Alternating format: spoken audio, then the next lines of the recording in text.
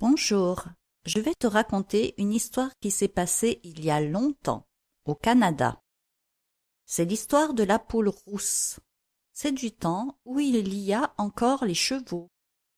Donc il n'y a ni voiture comme nous les connaissons, ni tracteur. Et oui, le travail à la ferme est donc bien difficile.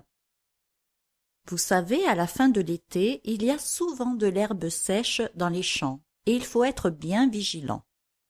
Notre histoire commence avec un fermier qui, justement, surveille sa grande propriété. Il en fait le tour avec ses 2 chevaux pour s'assurer que tout va bien. Les fermes sont si grandes dans cet endroit qu'on ne voit même pas les fermes voisines. Notre fermier est bien prévoyant.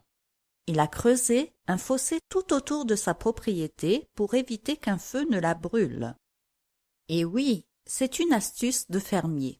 Le feu va toujours par le chemin le plus facile, et s'il rencontre un fossé, il continue sa lancée sur l'herbe ou les arbres les plus proches et ne traverse normalement pas les fossés. Effectivement, ce jour-là, pendant son inspection, il remarque que ses chevaux sont inquiets. Il se doute qu'il doit bien y avoir un danger quelque part, mais pour l'instant, il ne le voit pas. Et soudain, oh non! Il voit de grandes flammes jusqu'au ciel dans le lointain, derrière sa maison. Vite, vite, il court remplir des seaux d'eau qu'il charge dans sa charrette et va le plus vite possible avec ses chevaux pour mouiller le fossé et l'herbe à côté. Mais voici un vent qui se lève et qui pousse les flammes. Pas de temps à perdre, il faut mouiller autour de la maison. Et voilà notre pauvre fermier qui court, travaille, arrose. C'est dur, dur. En plus, l'air commence à se charger de fumée. S'il veut survivre et sauver sa ferme, c'est la seule chose à faire. Arroser, puis attendre. Mais, tu sais, ce n'est pas la première fois que cela arrive et notre fermier est bien organisé. Ouf! Il a fini avant que les flammes n'atteignent sa propriété, c'est-à-dire sa ferme et son champ. Tu vois, il n'est pas le seul à avoir vu et senti le danger. Les animaux de la ferme sont aussi agités. Le fermier les met à l'abri. Il n'en a pas beaucoup. C'est ainsi qu'on voit une poule rousse qui fait un drôle de remue-ménage. Elle caquette très fort pour rassembler ses poussins tout mignons, puis elle les pousse pour les regrouper sous elle.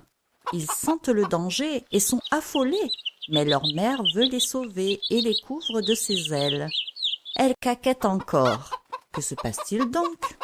Oh non! Il y a un de ces petits qui court dans le sens inverse et s'éloigne de sa mère. Quel fou! Il ne veut pas obéir. Et le voici qui court vers le fossé. Malheureusement, le vent est si fort et l'incendie si violent que des flammes s'échappent par-dessus le fossé et le champ commence à brûler. Notre fermier veille et aussitôt se remet à jeter de l'eau avec l'aide de ses fidèles chevaux. Il court partout où des flammes tombent dans le champ. Mais regarde notre petit poussin rebelle. Bientôt les flammes l'entourent et le grillent. Comme c'est triste. C'est souvent ce qui arrive à ceux qui n'obéissent pas à leurs parents. Il leur arrive des malheurs, et c'est triste pour eux et pour ceux qui les aiment. Alors, écoute bien les conseils de tes parents et obéis-leur, surtout quand il y a un danger. Enfin, le vent pousse le feu plus loin, et le fermier, épuisé, finit d'arroser les dernières herbes qui brûlent dans son champ. Regarde comme il a la tête basse, il n'a plus de force, et bien sûr est triste de tous les dégâts occasionnés par cet incendie. Ses chevaux se traînent, mais l'accompagnent toujours.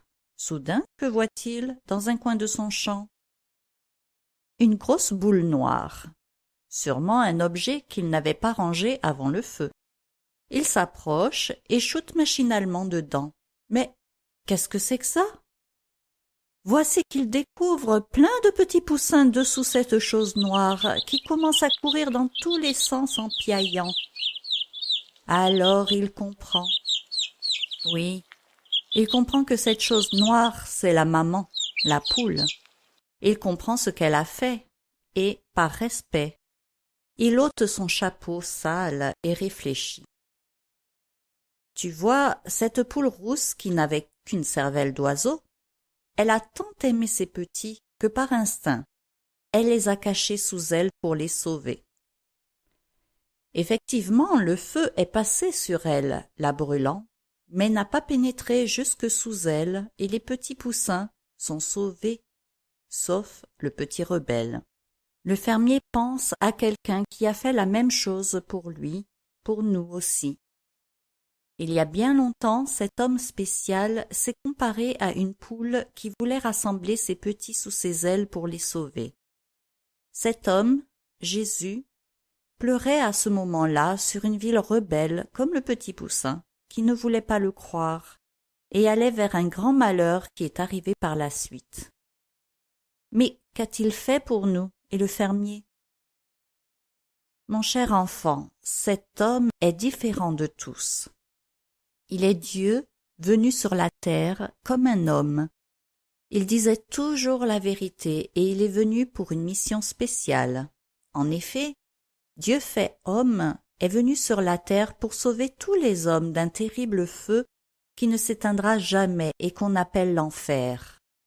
Oui, la Bible, la parole de Dieu, nous raconte comment ça s'est passé. Au commencement, Dieu a créé l'homme. Il l'aimait énormément, mais cet homme a désobéi à Dieu. Et depuis cette désobéissance est dans son cœur, dans le cœur de chaque personne dès sa naissance. Dieu, notre Créateur et notre Père à tous, a été vraiment triste de cela. Mais comme il est juste, il a puni l'homme pécheur. Le péché, c'est cette désobéissance qui nous pousse toujours à faire, dire ou penser quelque chose de mal. La punition, c'est ce feu éternel. Et c'est la séparation avec Dieu, car il faut être pur et parfait pour être en sa présence. Alors, Dieu a décidé de venir sur la terre. Il a envoyé Jésus, qui est Dieu, le Fils, pour être puni à notre place. En effet, Jésus est Dieu. Il est parfait et pur, il n'a pas de péché et ne méritait aucune punition.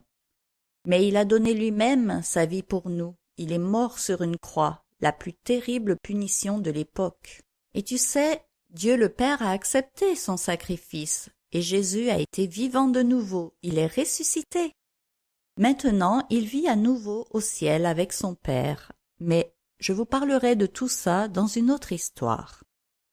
Il a dit, Dieu a tant aimé le monde qu'il a donné son Fils unique, afin que quiconque croit en lui ne périsse pas, mais qu'il ait la vie éternelle. Celui qui croit au Fils a la vie éternelle. Celui qui ne croit pas au Fils ne verra point la vie, mais la colère de Dieu demeure sur lui.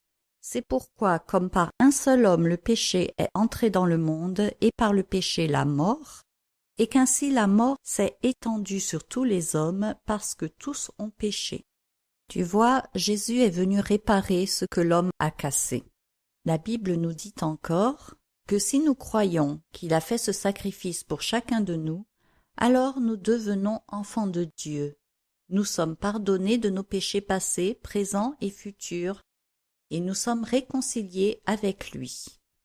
Mais à tous ceux qui l'ont reçu, à ceux qui croient en son nom, elle a donné le pouvoir de devenir enfants de Dieu. Non seulement Jésus nous délivre de l'enfer, du feu, comme notre poule rousse, mais il nous fait un merveilleux cadeau, la vie éternelle. Toi aussi, tu peux être pardonné de tes péchés si tu lui demandes pardon et que tu crois au sacrifice de Jésus. Tu vois, même le meilleur n'est pas parfait et ne peut pas mériter d'être dans la présence de Dieu. Il faut simplement accepter de tout ton cœur ce cadeau merveilleux de Dieu. Nous allons chanter. Jésus, seul chemin, Jésus la vérité, Jésus est la vie pour aller au Père. Jésus, seul chemin, Jésus la vérité, Jésus est la vie pour entrer au ciel. Voilà, notre histoire est finie. À bientôt.